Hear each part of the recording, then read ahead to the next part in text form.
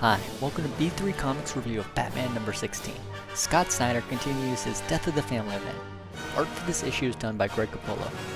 We pick back up with Batman entering Arkham Asylum. He knows he will find the Joker inside, but Batman hopes that it will face him before he can complete his trap. As he makes his way through the building, he faces Joker's pre-prepared obstacles. They include prison guard hostages, flaming horses, and an army of deranged inmates.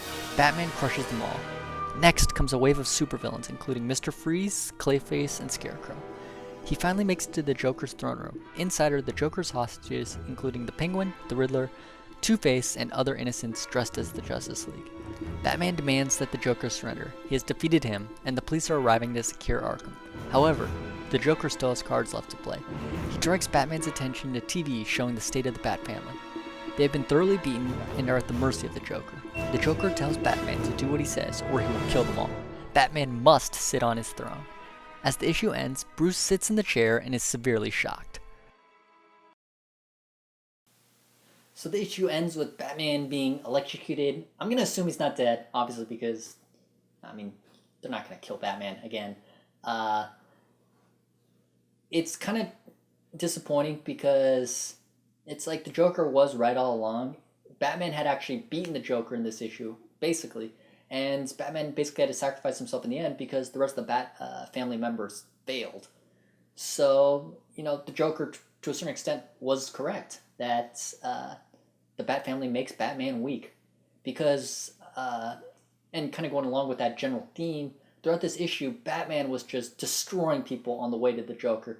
He easily saved those guards who were about to get killed. He fought through an army of inmates.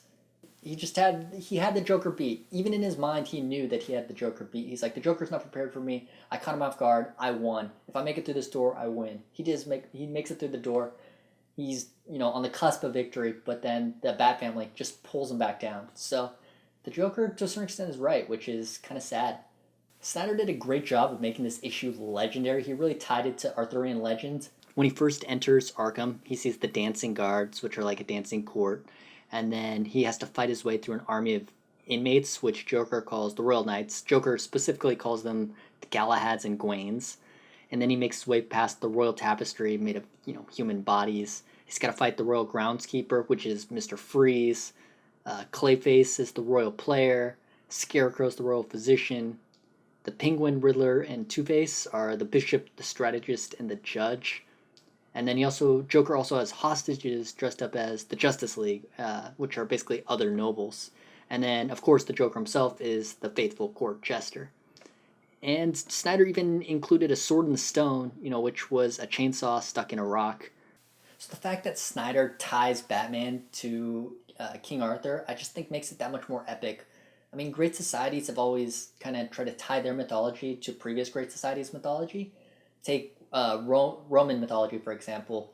Their legendary founder, Romulus, was supposedly the descendant of a Trojan prince. So that's kind of tying it to the Greek mythology.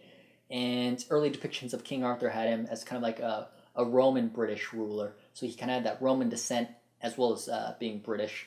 So that kind of tied those two together. And now with Snyder tying Batman to King Arthur, it's just like establishing Batman as the American, as part of American mythology. Like, he's America's Ulysses, he's America's King Arthur. And I think that just is so, it makes it more than a comic book. It like makes Batman transcend that. And I just think that it just makes it very epic. And that's what I love about reading Snyder's run on Batman. The Court of Owls were just an awesome villain to go against, and now we're just seeing like Batman become more than a superhero.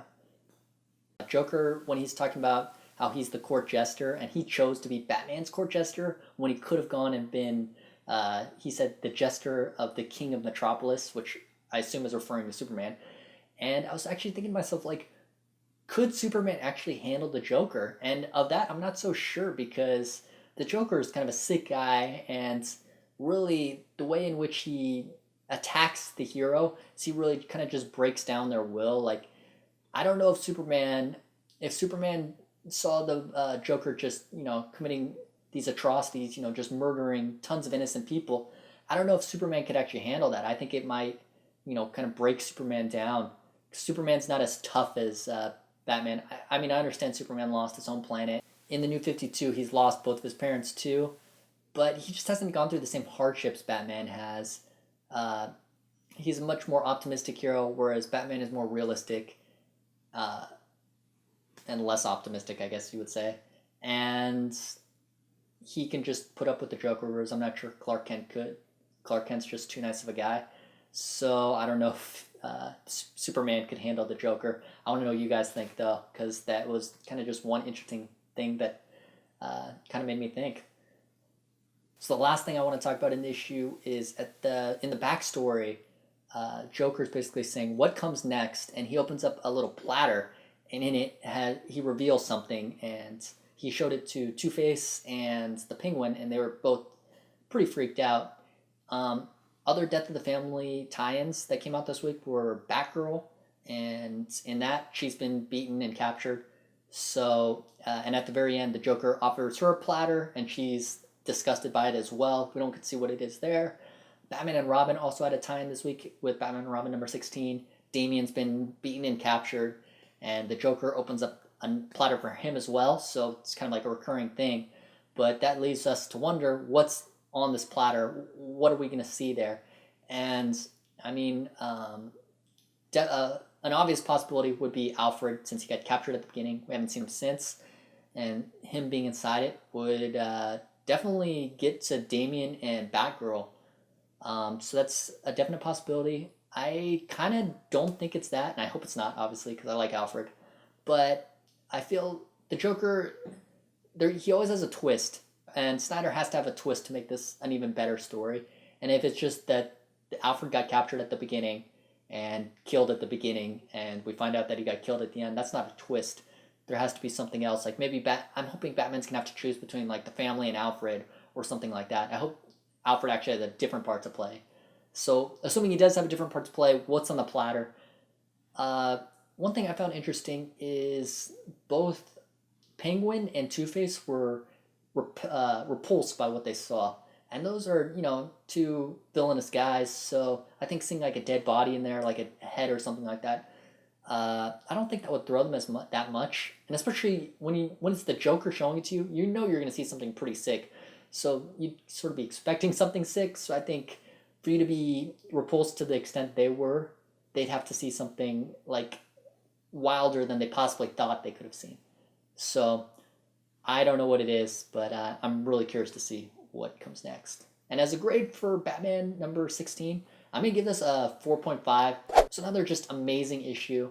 I really liked, I didn't talk about it earlier in the video, but Greg Capullo's art was just incredible. You could see when he did close-ups of the Joker, you could see like flies buzzing around his exposed face.